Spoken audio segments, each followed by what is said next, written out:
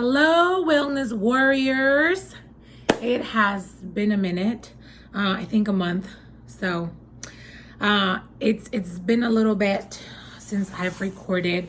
Honestly, I had to get a new phone because you couldn't really hear me on the other one. And then there's this, as you all know. So this is like also just it's a challenge.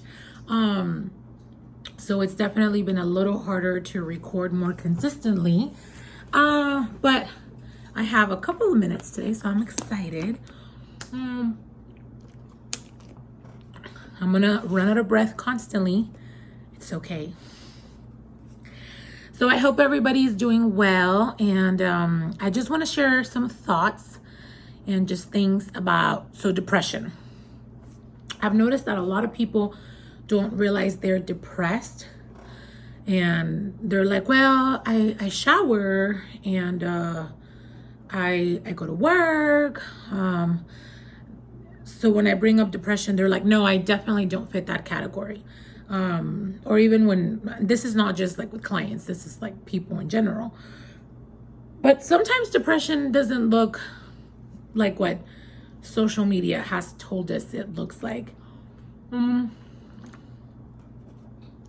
You can go to work, get up and do your makeup and function, but still feel sad, still feel like something is wrong, still feel like sometimes it's a deep sadness. It's, it can feel like a break in your heart.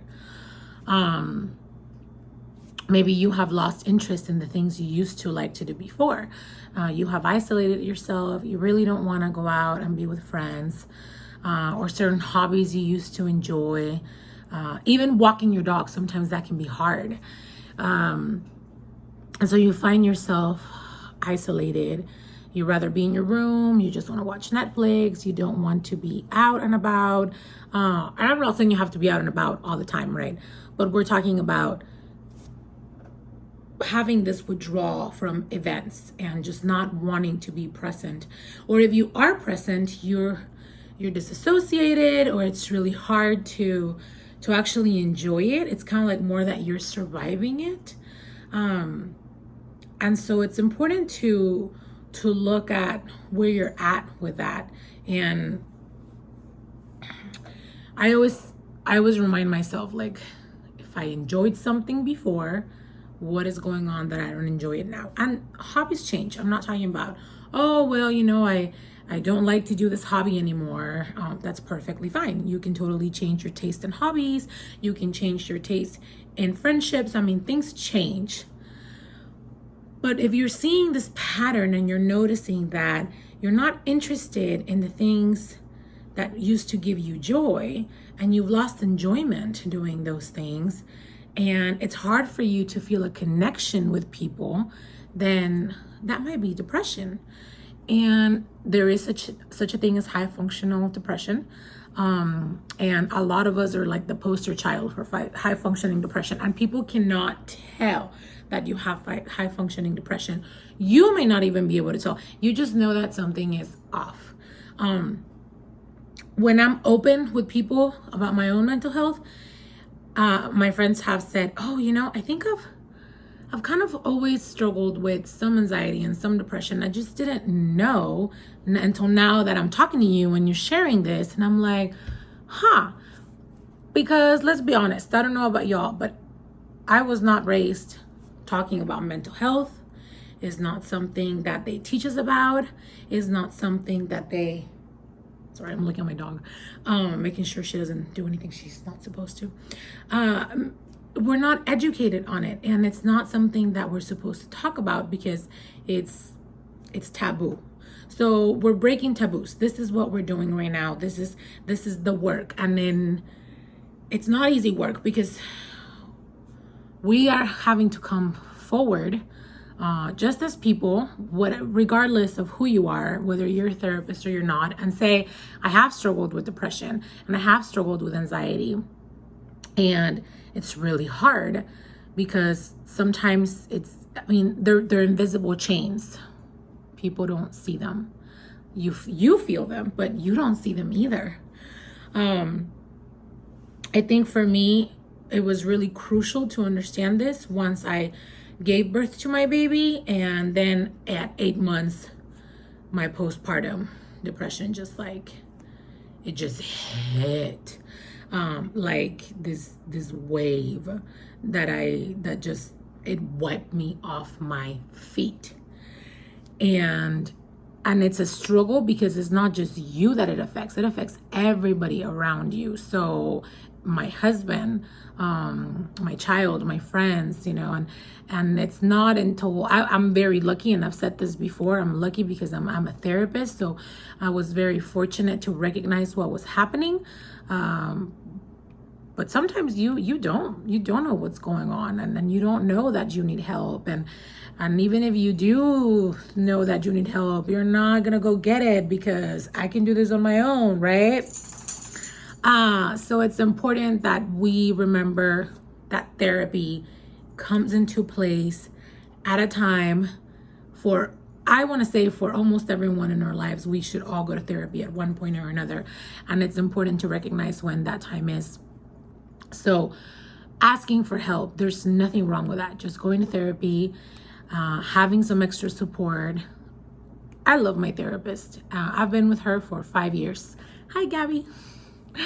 And I don't think I would be where I'm at without doing that hard work, and without going and just sitting with my emotions and not running away from them, and being able to process, and just having someone there who non-judgmentally sits with you in your struggle. That's crucial, and who can see things in a very different perspective than you. I walk out of there and I'm like, oh, how come I didn't think of that or see it that way? So I think it's super important. So that's one of the things that you can do. And then I found this really cool thing on social media, and it talks about things that help with days when you're dealing with depression. So being around understanding people, that's a huge one. Making sure that you have a circle of people that understand and are there to help you and validate you and just look at you through eyes of love and understanding. Because when we are going through depression, that is the last way we are looking at ourselves, through eyes of love. Cuddling a pet. So if you have some pets, you can do some cuddling. Journaling is amazing, the way you're able to get all this feelings and thoughts out, and just whoosh, letting it all out and putting it outside your body, crying it out. I love to cry when I'm having a hard day. I mean, I just let it out, and it cleanses my soul. We're made of water, so it just takes out all the water that needs to come out from you, and you feel so much better and re-energized. So that is definitely one thing that I recommend, just sitting and crying it out, whether it's alone or with somebody. It always helps me cry with somebody. So my husband or my mom or a friend, just letting it out and being able to process, and not just process, I mean just processing the emotions out. I don't even have to talk. I just cry. Going for a drive. So I do more going for a walk. Walking to me is like a lifesaver. Either if I walk with my dog, or I walk the dog and my son, or just by myself. But a 20-30 minute walk outside, especially in this weather because it's a little cooler, mental health goes up. And so I try to walk honestly every day. But if I can't do it every day, then at least 3 times a week for sure, I do get outside and I do walk, and I notice a huge difference in my emotion regulation. So that, and clients who tell me that they walk too, they're like, yeah, I feel a difference. So get out and walk, even if it's 15-20 minutes. You don't need to do more, and do some deep breathing while you're at it. Taking a shower, playing some music, your favorite kind of music, just turning it up loud and jamming to it. And also you can do some cleaning and redecorating. Just be careful with the cleaning, that you don't go all OCD on it, and then that's just gonna stress you out. But sometimes when I wash the dishes, I feel that I'm like, okay, I'm doing something productive. I'm being able to be in the moment, so that can help. And proper medication. If you need medication, then speak with your doctor, see what they have to tell you. But don't be afraid to go and ask for help and look at your options and see what it is that you might need. But the help is out there, the support is there. And another huge thing, honestly, is not pushing yourself to a limit. Sometimes when you're struggling with depression, you can only do so much, and that's okay until you get better. So medication and therapy, they're floaties that you put on so that you can get back to swimming without drowning and feeling like you were barely keeping your head above water. So it's about truly doing that self-care, because self-care, a lot of people think it's pedicures, manicures, a bath bomb. But no, self-care is ugly, guys. It is dirty work, and it is going out there and reparenting yourself and being the healthy person that you're meant to be, and knowing how that health looks like, and it looks different for everybody, but going, okay, I need to go to therapy, and I need to work out. I need to actually hit the gym or go for a walk 3 to 4 times a week. Ask my practitioner about antidepressants. I'm then taking them. I have a lot of friends who are like, yeah, I was prescribed antidepressants, or I was prescribed something for anxiety, and it's just sitting on my shelf. And I'm like, okay, so being honest with yourself and knowing when it is that you do need to take those extra floaties on. Well, that's it for today. I think I have like 2 more steps, and then I'll be finished with the book. So the Self-Love Life, I'll be finished talking about it. So hopefully I do that in the next couple of weeks.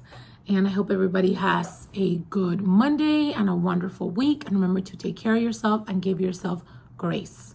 All right. Thank you for watching. Bye, guys.